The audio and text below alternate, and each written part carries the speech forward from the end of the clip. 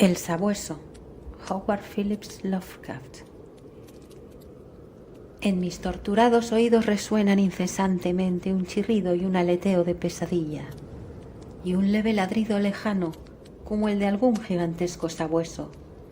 No es un sueño, y temo que ni siquiera sea locura, ya que son muchas las cosas que me han sucedido para que pueda permitirme esas misericordiosas dudas. St. John es un cadáver destrozado, únicamente yo sé por qué, y la índole de mi conocimiento es tal que estoy a punto de saltarme la tapa de los sesos por miedo a ser destrozado del mismo modo. En los oscuros e interminables pasillos de la horrible fantasía vagabundea Némesis, la diosa de la venganza negra y disforme que me conduce a aniquilarme a mí mismo. Que perdone el cielo la locura y la morbosidad que atrajeron sobre nosotros tan monstruosa suerte, hartos ya con los tópicos de un mundo prosaico, donde incluso los placeres del romance y de la aventura pierden rápidamente su atractivo. St. John y yo habíamos seguido con entusiasmo todos los movimientos estéticos e intelectuales que prometían acabar con nuestro insoportable aburrimiento. Los enigmas de los simbolistas y los éxtasis de los prerrafaelistas fueron nuestros en su época, pero cada nueva moda quedaba vaciada demasiado pronto de su atrayente novedad. Nos apoyamos en la sombría filosofía de los decadentes, y a ella nos dedicamos aumentando paulatinamente la profundidad y el diabolismo de nuestras penetraciones. Baudelaire y Huysmans no tardaron en hacerse pesados, hasta que finalmente no quedó ante nosotros más camino que el de los estímulos directos provocados por anormales experiencias y aventuras personales. Aquella espantosa necesidad de emociones nos condujo eventualmente por el detestable sendero que incluso en mi actual estado de desesperación menciono con vergüenza y timidez, el odioso sendero de los saqueadores de tumbas. No puedo revelar los detalles de nuestras impresionantes expediciones, ni catalogar siquiera en parte el valor de los trofeos que adornaban el anónimo museo que preparamos en la enorme casa de piedra donde vivíamos St. John y yo, solos y sin criados. Nuestro museo era un lugar sacrílego, increíble, donde con el gusto satánico de neuróticos dilettanti habíamos reunido un universo de terror y de putrefacción para excitar nuestras viciosas sensibilidades. Era una estancia secreta, subterránea, donde unos enormes demonios alados esculpidos en basalto y ónice vomitaban por sus bocas abiertas una extraña luz verdosa y anaranjada, en tanto que unas tuberías ocultas hacían llegar hasta nosotros los olores que nuestro estado de ánimo apetecía. A veces el aroma de pálidos lirios fúnebres, a veces el narcótico incienso de unos funerales en un imaginario templo oriental, y a veces, como me estremezco al recordarlo, la espantosa fetidez de una tumba descubierta. Alrededor de las paredes de aquella repulsiva estancia había féretros de antiguas momias, alternando con hermosos cadáveres que tenían una apariencia de vida, perfectamente embalsamados por el arte del moderno taxidermista y con lápidas mortuorias arrancadas de los cementerios más antiguos del mundo. Aquí y allá, unas hornacinas contenían cráneos de todas las formas y cabezas conservadas en diversas fases de descomposición. Allí podían encontrarse las podridas y calvas coronillas de famosos nobles y las tiernas cabecitas doradas de niños recién enterrados. Había allí estatuas y cuadros, todos de temas perversos y algunos realizados por St. John y por mí mismo. Un portafolio cerrado, encuadernado con piel humana curtida, contenía ciertos dibujos atribuidos a Goya y que el artista no se había atrevido a publicar. Había allí nauseabundos instrumentos musicales de cuerda, de metal y de viento, en los cuales St. John y yo producíamos a veces disonancias de exquisita morbosidad y diabólica lividez, y en una multitud de armarios de caoba reposaba la más increíble colección de objetos sepulcrales reunidos nunca por la locura y perversión humanas.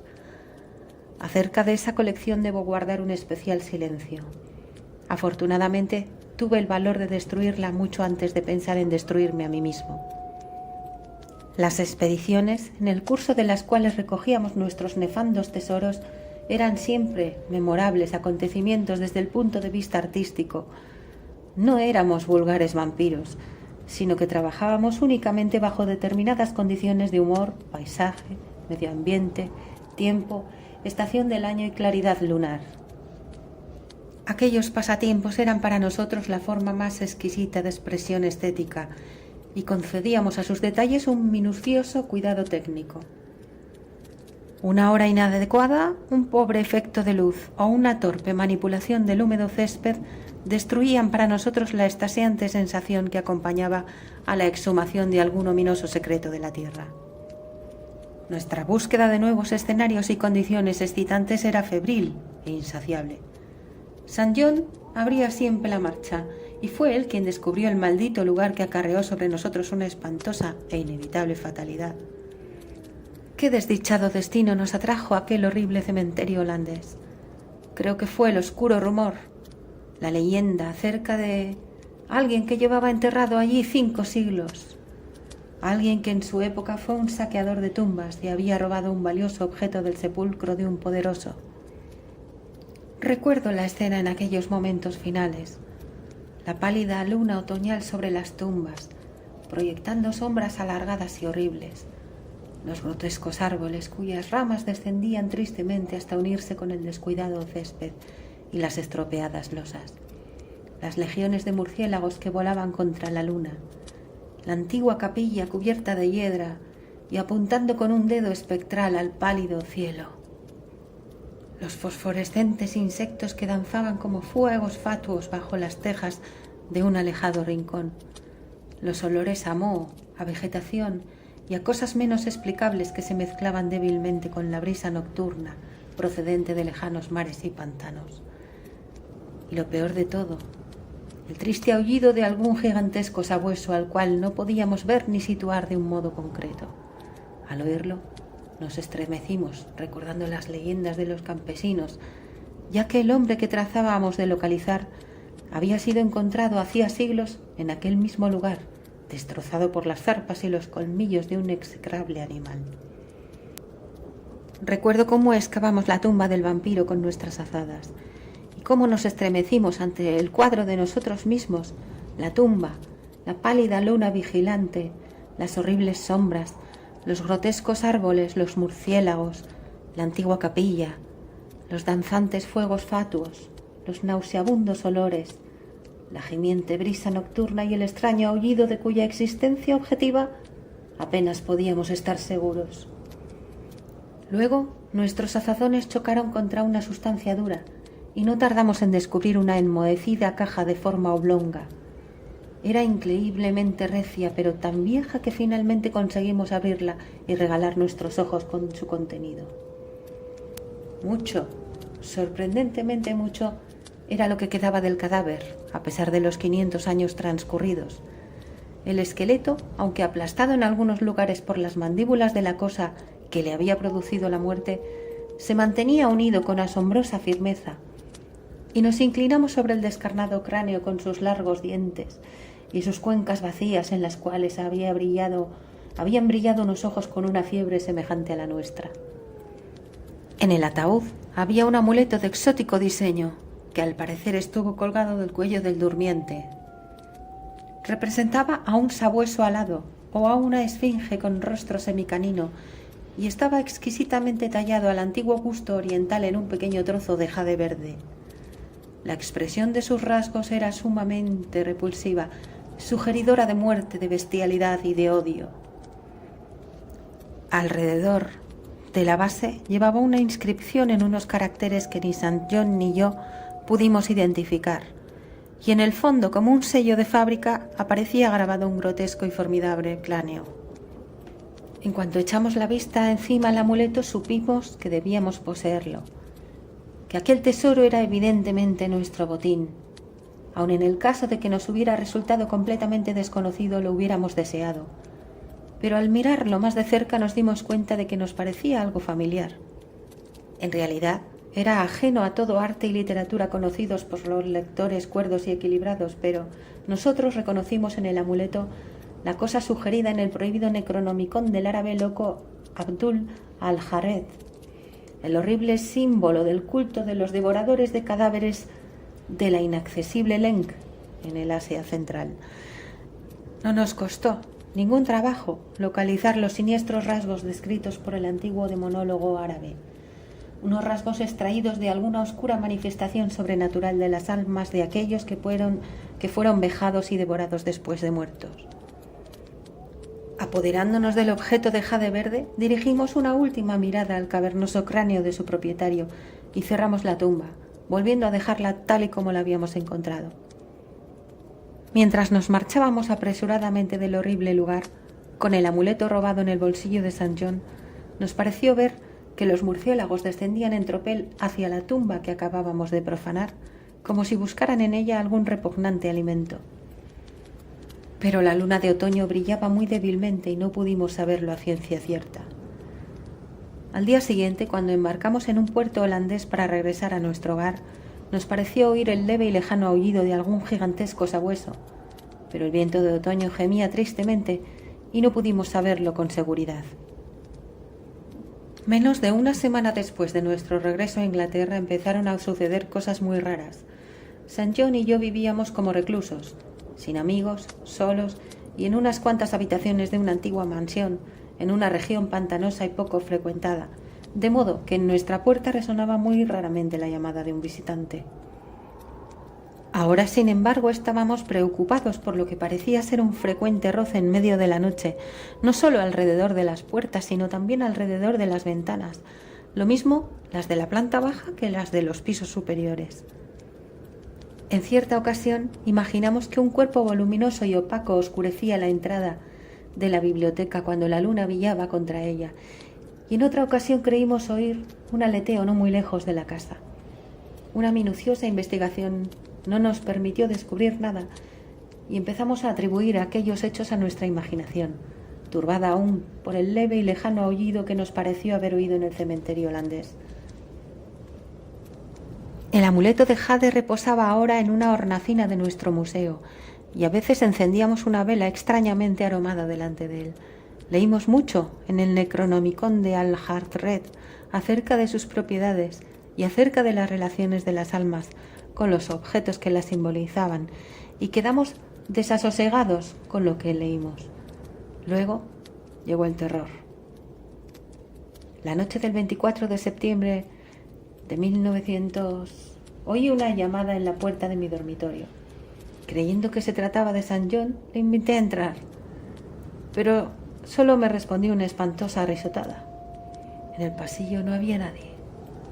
Cuando desperté a St. John y le conté lo ocurrido, manifestó una absoluta ignorancia del hecho y se mostró tan preocupado como yo. Aquella misma noche, el leve y lejano aullido sobre las soledades pantanosas se convirtió en una espantosa realidad. 4 días más tarde, mientras nos encontrábamos en el museo, oímos un cauteloso arañar en la única puerta que conducía a la escalera secreta de la biblioteca. Nuestra alarma aumentó, ya que, además de nuestro temor a lo desconocido, siempre nos había preocupado la posibilidad de que nuestra extraña colección pudiera ser descubierta. Apagando todas las luces, nos acercamos a la puerta y la abrimos bruscamente de par en par. Se produjo una extraña corriente de aire y oímos, como si se alejara precipitadamente, una rara mezcla de susurros, risitas entre dientes y balbuceos articulados. En aquel momento no tratamos de decidir si estábamos locos, si soñábamos o si nos enfrentábamos con una realidad. De lo único que sí que nos dimos cuenta, con la más negra de las aprensiones, fue de que los balbuceos aparentemente incorpóreos habían sido proferidos en idioma holandés. Después de aquello vivimos en medio de un creciente horror mezclado con cierta fascinación. La mayor parte del tiempo nos ateníamos a la teoría de que estábamos enloqueciendo a causa de nuestra vida de excitaciones anormales, pero a veces nos complacía más dramatizar acerca de nosotros mismos y considerarnos víctimas de alguna misteriosa y aplastante fatalidad. Las manifestaciones extrañas eran ahora demasiado frecuentes para ser contadas. Nuestra casa solitaria parecía sorprendentemente viva, con la presencia de algún ser maligno cuya naturaleza no podíamos intuir, y cada noche aquel demoníaco aullido llegaba hasta nosotros, cada vez más claro y audible. El 29 de octubre encontramos en la tierra blanda debajo de la ventana de la biblioteca una serie de huellas de pisadas completamente imposibles de describir. Resultaban tan desconcertantes como las bandadas de enormes murciélagos que merodeaban por los alrededores de la casa en número creciente. El horror alcanzó su culminación el 18 de noviembre, cuando St. John, regresando a casa al oscurecer, procedente de la estación del ferrocarril, fue atacado por algún espantoso animal y murió destrozado. Sus gritos habían llegado hasta la casa y yo me había apresurado a dirigirme al terrible lugar. Llegué a tiempo de oír un extraño aleteo y de ver una vaga forma negra silueteada contra la luna que se alzaba en aquel momento. Mi amigo estaba muriéndose cuando me acerqué a él y no pudo responder a mis preguntas de un modo coherente. Lo único que hizo fue susurrar: «El amuleto, aquel maldito amuleto». Y exhaló el último suspiro, convertido en una masa inerte de carne lacerada. Lo enterré al día siguiente en uno de nuestros descuidados jardines y murmuré sobre su cadáver uno de los extraños ritos que él había amado en vida. Y mientras pronunciaba la última frase, oí a lo lejos el débil aullido de algún gigantesco sabueso. La luna estaba alta, pero no me atreví a mirarla. Y cuando vi sobre el marjal una ancha y nebulosa sombra que volaba de otero en otero, cerré los ojos y me dejé caer al suelo, boca abajo. No sé el tiempo que pasé en aquella posición. Solo recuerdo que me dirigí temblando hacia la casa y me posterné delante del amuleto de jade verde. Temeroso de vivir solo en la antigua mansión, al día siguiente me marché a Londres, llevándome el amuleto después de quemar y enterrar el resto de la impía colección del museo. Pero a cabo de 3 noches oí de nuevo el aullido, y antes de una semana empecé a notar unos extraños ojos fijos en mí en cuanto oscurecía. Una noche, mientras paseaba por el Victoria Embankment, vi que una sombra negra oscurecía uno de los reflejos de las lámparas en el agua. Sopló un viento más fuerte que la brisa nocturna, y en aquel momento supe que lo que había atacado a St. John no tardaría en atacarme a mí. Al día siguiente empaqueté cuidadosamente el amuleto de jade verde y embarqué para Holanda. Ignoraba lo que podía ganar devolviendo la cosa a su silencioso y durmiente propietario, pero me sentía obligado a intentarlo todo con tal de desvanecer la amenaza que pesaba sobre mi cabeza. Lo que pudiera ser el sabueso y los motivos de que me hubiera perseguido eran preguntas todavía vagas, pero yo había oído por primera vez el aullido en aquel antiguo cementerio y todos los acontecimientos subsiguientes, incluido el moribundo susurro de St. John, habían servido para relacionar la maldición con el robo del amuleto. En consecuencia, me hundí en los abismos de la desesperación cuando en una posada de Rotterdam descubrí que los ladrones me habían despojado de aquel único medio de salvación. Aquella noche el aullido fue más audible y por la mañana leí en el periódico un espantoso suceso acaecido en el barrio más pobre de la ciudad. En una miserable vivienda habitada por unos ladrones, toda una familia había sido despedazada por un animal desconocido que no dejó ningún rastro. Los vecinos habían oído durante toda la noche un leve, profundo e insistente sonido, semejante al aullido de un gigantesco sabueso. Al anochecer, me dirigí de nuevo al cementerio, donde una pálida luna invernal proyectaba espantosas sombras y los árboles sin hojas inclinaban tristemente sus ramas hacia la marchita hierba y las estropeadas losas. La capilla cubierta de hiedra apuntaba al cielo un dedo burlón y la brisa nocturna gemía de un modo monótono procedente de helados marjales y frígidos mares. El aullido era ahora muy débil y cesó por completo mientras me acercaba a la tumba que unos meses antes había profanado, ahuyentando a los murciélagos que habían estado volando curiosamente alrededor del sepulcro. No sé por qué había acudido allí, a menos que fuera para rezar o para murmurar dementes explicaciones y disculpas al tranquilo y blanco esqueleto que reposaba en su interior. Pero cualesquiera que fueran mis motivos, ataqué el suelo medio helado con una desesperación parcialmente mía y parcialmente de una voluntad dominante ajena a mí mismo. La excavación resultó mucho más fácil de lo que había esperado, aunque en un momento determinado me encontré con una extraña interrupción. Un esquelético buitre descendió del frío cielo y picoteó frenéticamente en la tierra de la tumba, hasta que lo maté con un golpe de azada. Finalmente dejé al descubierto la caja oblonga y saqué la enmohecida tapa. Aquel fue el último acto racional que realicé, ya que en el interior del viejo ataúd, rodeado de enormes y soñolientos murciélagos, se encontraba lo mismo que mi amigo y yo habíamos robado. Pero ahora no estaba limpio y tranquilo como lo habíamos visto entonces, sino cubierto de sangre reseca y de jirones de carne y de pelo, mirándome fijamente con sus cuencas fosforescentes. Sus colmillos ensangrentados brillaban en su boca entreabierta en un rictus burlón, como si se mofara de mi inevitable ruina. Y cuando aquellas mandíbulas dieron paso a un sardónico aullido, semejante al de un gigantesco sabueso, y vi que en sus sucias garras empuñaba el perdido y fatal amuleto de jade verde, eché a correr gritando estúpidamente, hasta que mis gritos se disolvieron en estallidos de risa histérica. La locura cabalga a lomos del viento, garras y colmillos afilados en siglos de cadáveres. La muerte en una bacanal de murciélagos procedentes de las ruinas de los templos enterrados de Belial. Ahora, a medida que oigo mejor el aullido de la descarnada monstruosidad y el aleteo maldito resuena cada vez más cercano, yo me hundo con mi revólver en el olvido, mi único refugio contra lo desconocido.